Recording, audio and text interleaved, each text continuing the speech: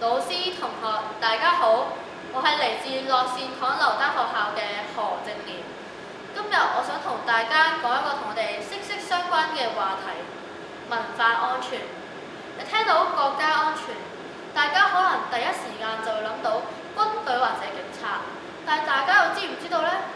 其實我哋每日讀嘅唐詩、寫嘅中文字、過嘅中秋節，其實全部都喺度默默守護緊我哋嘅國家安全㗎。呢個就係文化安全。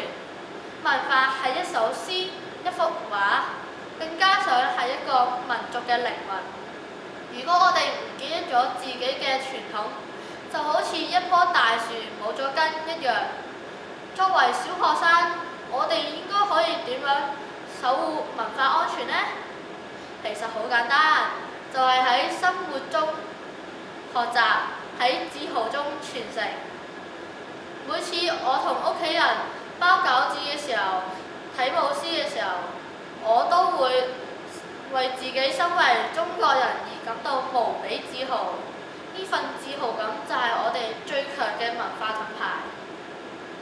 今時今日，網上有各式各樣嘅外來文化，我哋要有智慧去分辨，要吸收外面好嘅嘢，更重要嘅係要熱愛同保護我哋嘅自己嘅傳統文化，唔好俾唔好嘅資訊誤導。